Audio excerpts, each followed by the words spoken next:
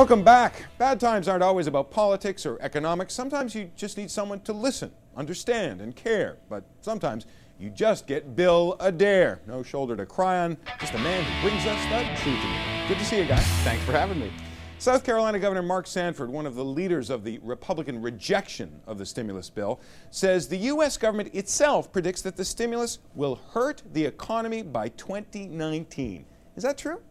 The only truth to it is if you look at the CBO report, the Congressional Budget Office report that he's basing this on, he is right that there is a negative number in 2019, and that has to do with a slight decline in the growth of the gross domestic product.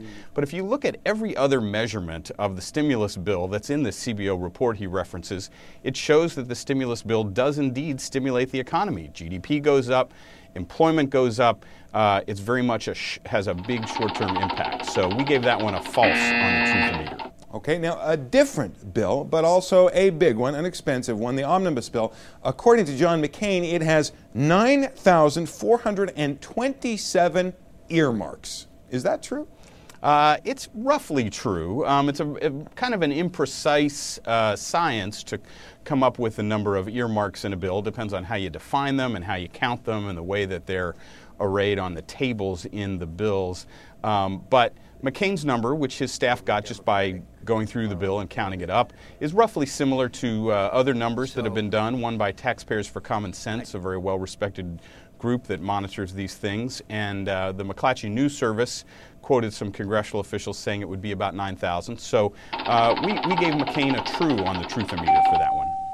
Okay, and now to the Obameter, where you weigh up the president's promises. And this one was a big one for a very small constituency. We are talking about the dog for Sasha and Malia. How's he doing? He had promised, as I'm sure many viewers will recall, he promised during the campaign to buy his daughters a dog. We have now the news that they have decided it's probably going to be a Portuguese water dog, which is a dog that supposedly doesn't hurt people who have allergies, doesn't make them allergic.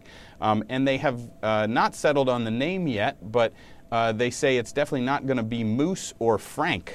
So for now, the Obameter's got this one in the works, but it looks like this will be a promise kept come April when the dog arrives. Bill Adair, still praying for his own puppy come Christmas. Thanks very much. Thanks, Jonathan. And we have an important update. The White House now says the Portuguese water dog is not necessarily the Obama's canine of choice. It is the First Lady's choice, but of course she only has one of 4 votes. We will keep you updated. In the meantime, news about some animals that will not soon be welcomed into the Obama White House. For weeks, the executive mansion has been under siege by raccoons. The critters are a common sight in the Capitol. There are a few that roam in my backyard. But not in the president's backyard, if White House groundskeepers have their way. They've been setting traps to capture the creatures, and they did finally catch one this week. It has been resettled in an undisclosed location. But raccoons have lived at the White House before. One first family even kept them as pets. So if the current first family ever reconsiders the dog, well, raccoons don't bark, they don't shed, and most important for the Obamas, they're hypoallergenic. Time to answer the mail.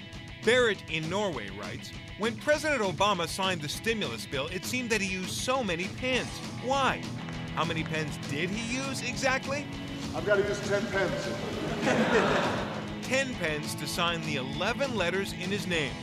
Presidents routinely use multiple pens to sign legislation so they can give them out to supporters as souvenirs.